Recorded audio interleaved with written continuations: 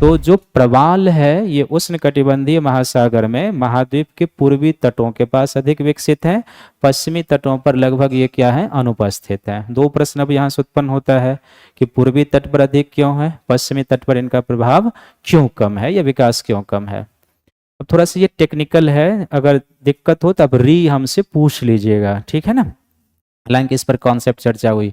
ये जो अक्षांश है ना, उत्तरी गोलार्ध में और दक्षिणी गोलार्ध में किस पवन का एरिया है, ट्रेड विंड का एरिया है। इसको हम कहेंगे दक्षिणी गोलार्ध की ये व्यापारिक पवन है, और ये कौन सी पवन हो जाएगी, उत्तरी गोलार्ध की। जिनका नहीं हुआ है पर है उनका वर्ल्ड ज्योग्राफी में होता है ये सब, तो इसलिए आप टेंशन मत लीजिएगा, है ना। तो उत्तरी गोलार्ध और दक्षिणी गोलार्ध की ये व्यापारिक पवन है, ठीक है। पश्चिमी भाग जहां भी महाद्वीप का है, निम्न अक्षांश है, वहां पर क्या होगा, अब ध्यान से देखिए, ये है ना पश्चिम तट, तो यहाँ पर क्या होगा कि इस ट्रेड विंड के प्रभाव से यहाँ का सतह का गर्म जल क्या होगा, रिप्लेस होगा। यहाँ पर भी ट्रेड विंड के प्रभाव से सतह का गर्म जल क्या होगा, रिप्लेस होगा। यहाँ भी ट्रेड विंड के प्रभाव से सतह का गर्म जल रिप्लेस होगा। यहाँ भी ट्रेड विंड के प्रभाव से सतह का गर्म जल रिप्लेस होगा। तो यहाँ पर जब सतह का गर्म जल रिप्लेस होगा तो इसको कंपनसेट करने के लिए सागर का क्या होगा, नीचे से जल ऊपर आएगा। तो यहाँ पर एक फंक्शन होता है जिसको हम क्या कहते हैं, शीत जल उद्वेलन। पिछले क्लास में चर्चा हुआ, कुछ याद होगा। तो निम्न अक्षांश में महाद्वीप के पश्चिमी तटों पर व्यापारिक पवन के प्रभाव से क्या होता है, शीत जल उद्वेलन, कोल्ड वाटर अपवेलिंग। और शीत जल उद्वेलन होने के कारण समुद्र के जल का तापमान यहाँ पर कम हो जाता है, और अगर टेम्परेचर कम हो तो ऐसे जल में भी प्रवालों का विकास नहीं होता है। तो अगर आपसे पीटी में पूछता है कि पश्चिमी भागों में क्यों नहीं है या कम विकास हुआ है, तो कोल्ड वाटर अपवेलिंग, और कोल्ड वाटर अपवेलिंग से क्या होगा, जल का टेम्परेचर कम हो जाएगा, इसलिए यहाँ पर प्रवाल नहीं विकसित है या बहुत कम विकसित है। पूर्वी तट पर क्यों है, तो पूर्वी तट पर व्यापारिक पवन अभितट है ना। अभितट कहने का अर्थ होता है कि जो पवन सागर से स्थल की ओर आ रहा है, और पश्चिम तट पर व्यापारिक पवन क्या, अपतट है। तो अपतट पवन का अर्थ होता है जो स्थल से सागर की ओर जा रहा है। तो जो अभितट पवनें होती है ना, अपने साथ पोषक तत्व लाएंगे, ऑक्सीजन लाएगा, तापमान और लवणता की अनुकूल दशाएं बना के रखते हैं, इसलिए पूर्वी तटों पर इसका क्या होता है, ज्यादा विकास हुआ है। तो ट्रॉपिकल सी में ईस्टर्न कॉन्टिनेंट ईस्टर्न शोरलाइन के पास ज्यादा है, वेस्टर्न शोरलाइन के पास कम। पूर्वी तट के पास ज्यादा क्यों है, तो पहला व्यापारिक पवन का प्रभाव है। क्या प्रभाव है, तो वो पोषक तत्व लाता है, ऑक्सीजन की आपूर्ति होती है। समुद्री तरंगों का भी प्रभाव होगा, तो वो भी अपने साथ पोषक तत्व लाएगा। तो उसके कारण यहाँ पर क्या होता है, प्रवालों का विकास होता है। साथ ही ये जो तरंग और पवनें होते हैं, तापमान और लवणता को भी प्रभावित करते हैं। तभी हम देखेंगे कि तापमान और लवणता भी अनुकूल बनाए रखते हैं, इसलिए इन क्षेत्रों में इसका विकास हुआ है। ठीक है, यहां तक तो क्लियर है। तीसरा जो अब हमने पॉइंट लिखा था वो था कि तापमान क्या होना चाहिए। तो प्रवाल के विकास के लिए सबसे अनुकूलतम तापमान जो माना जाता है वो लगभग 21 डिग्री से 24 डिग्री सेंटीग्रेड है। ये सबसे एक्यूरेट टेम्परेचर है कि इतना अगर महासागरीय जल का तापमान है तो प्रवालों का विकास होगा।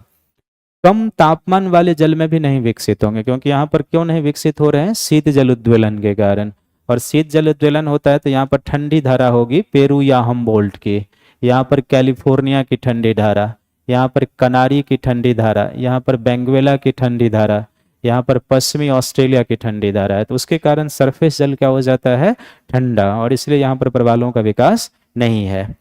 लेकिन 21 से 24 डिग्री सेंटीग्रेड वाला जो तापमान होता है ये इनके लिए सबसे उपयुक्त है। तो कम तापमान भी नहीं विकसित होगा, और अधिक तापमान हो जाए तो इनका कोमल जो त्वचा होता है उसमें जलन होने लगता है।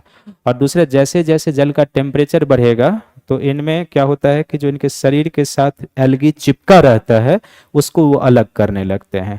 अलग करने लगे, इनको भोजन नहीं मिलेगा, डिस्कलर्ड होने शुरू हो जाते हैं। हालांकि कुछ ऐसे क्षेत्र भी हैं जहां पर 24 डिग्री से अधिक तापमान पर भी प्रवाल पाया जाता है। इसका मुख्य कारण यह है कि प्रवालों में एडेप्टेशन का गुण होता है कि कुछ अधिक टेम्परेचर वाले जल में भी वो सरवाइव कर जाते हैं। लेकिन अगर इतना टेम्परेचर है तो इनके ग्रोथ के लिए सबसे बेहतर है। इसी तरीके से अगर सागर की लवणता की हम बात करेंगे, लवणता का अर्थ होता है कि समुद्र के जल में घुले हुए विभिन्न प्रकार के जो लवण है उसको हम सागर की लवणता कहते हैं। और पिछले क्लास में बताया था कि लवणता को ग्राम प्रति हजार में मेजर किया जाता है कि 1000 ग्राम अर्थात 1 किलोग्राम सागर का जल है तो उसमें कितना ग्राम लवण है। तो सागर की जो एवरेज सैलिनिटी है वो 35 ग्राम प्रति हजार है। तो कुछ का अधिक भी होगा और किसी का क्या होगा, कम भी होगा। तो अगर 30 प्रति ग्राम, इसको हम पीपीटी में मापते हैं, 30 से लेके 40 ग्राम प्रति हजार तक सागर की लवणता है, तो ऐसे क्षेत्रों में इनका अनुकूल विकास होता है। अगर कम लवण जल है, पूरी तरीके से फ्रेश है, तो भी इनका विकास नहीं होता, क्योंकि लवण कम होने का तो उसमें पोषक तत्व भी कम होगा। और अगर बहुत ज्यादा लवण है तो फिर इनके कोमल त्वचा में जलन उत्पन्न होना शुरू हो जाता है। अगर इतनी सागर की लवणता है और जलीय क्षेत्र की सैलिनिटी है तो वहां पर इनका विकास काफी तेजी से होता है।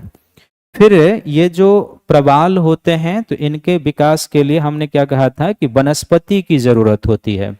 अब वो वनस्पति कौन सी जरूरत है प्रवाल के विकास के लिए, तो हमने कहा कि ये वनस्पति कौन सा है, जूजेंथली है। ये एक प्रकार का एल्गी है जो फोटोसिंथेसिस करता है और इनके शरीर के साथ क्या होता है, चिपके रहता है, जो इनके शरीर में प्रोटीन या अन्य जो भी पोषक तत्व होता है उनकी आपूर्ति करता है। तो इनके लिए जूजेंथली की उपस्थिति क्या है, जरूरी है। जहां पर ये होगा प्रवालों का विकास होगा। तो वनस्पति जूजेंथली होनी चाहिए। फिर इनके लिए जो है सो पवन का नेचर कैसा होना चाहिए। तो अगर मैं ये कहूं, आप इस स्टेटमेंट को ध्यान से देखिए कि अपतट पवन प्रवालों के विकास में सहायक है, तो ये सही होगा या गलत होगा? फिर से एक बार सुन लीजिए कि अपतट पवन प्रवालों के विकास में सहायक है, तो गलत हो गया ना। अपतट पवन कहाँ है, महाद्वीप के पश्चिमी भाग में, इसके कारण यहाँ पर क्या होता है, शीत जल उद्वेलन। तो अब है कि अभितट पवन प्रवालों के विकास में क्या होगा, सहायक होगा।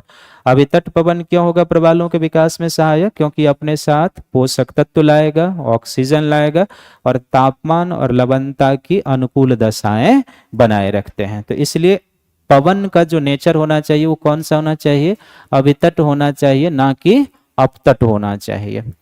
फिर ये जो प्रवाल होते हैं इनके लिए सागर की जो तरंगे होती हैं ये भी सहायक होते हैं। जिधर से तरंग आएगा, तो अगर यहाँ पर पवन अपतट है तो अपतट पवन के साथ अगर कोई सागर का तरंग बनेगा तो इसी दिशा में जाएगा ना।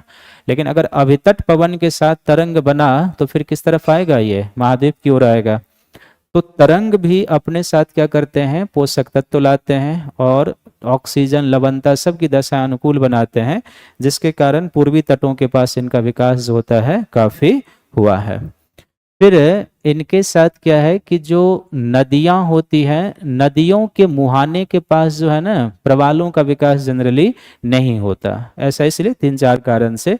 नदियां जो होती है स्वच्छ जल लाती है। स्वच्छ जल कहने का अर्थ है कि उसकी सैलिनिटी बहुत कम होती है। नदी जो है ना सॉल्ट वाटर इकोसिस्टम का भाग नहीं है, तो नदी के जल में लवणता लगभग नहीं होती है। वो 5 पीपीटी से कम वाला होगा, याद होगा जो हमने लिखा था कि फ्रेश इकोसिस्टम किसको कहेंगे। तो 5 पीपीटी से भी इसमें सैलिनिटी कम होती है। तो एक तो वो है जिसके कारण नदी के मुहाने के पास इसका विकास नहीं होगा। दूसरा, नदी जब महासागर में आएंगे तो अपने साथ गाद प्रदूषणकारी तत्व भी लाते हैं ना, तो सिल्टेशन अधिक होता है नदी के मुहाने के पास इसलिए। और जो कॉन्टिनेंट से प्रदूषणकारी पदार्थ आते हैं, इन 3 कारणों से नदियों के मुहाने के पास कोरल रीफ का विकास नहीं होता है। कहीं पर भी नॉर्मली आप नदी के मुहाने के पास इसका विकास नहीं देखेंगे। फिर ये जो प्रवाल होते हैं, इन प्रवालों के विकास के लिए सागर की गहराई है ना, तो सागर की जो गहराई होनी चाहिए इस पर डिफरेंट मत है ना। नॉर्मल कॉन्सेप्ट आपको ये ध्यान में रखना है कि इनके पर्यावरण में कौन पाया जाता है, जूजेंथली पाया जाता है। जूजेंथली क्या है, फोटोसिंथेसिस करने वाला है और फोटोसिंथेसिस पर निर्भर जीव उस गहराई तक पाया जा सकता है जिस गहराई तक उसकी उपलब्धता होगी। और फोटोसिंथेसिस करने वाला जीव कितने गहराई तक हो सकता है, जहां तक सौर प्रकाश की पहुंच होगी। आप लिंक कीजिए, तो सौर प्रकाश की जिस गहराई तक पहुंच होगी उस गहराई तक क्या होगा, फोटोसिंथेसिस होगा। वहां तक फोटोसिंथेसिस हुआ तो उस पर रहने वाले जीव पाए जाएंगे। तो कॉन्सेप्ट तो यही है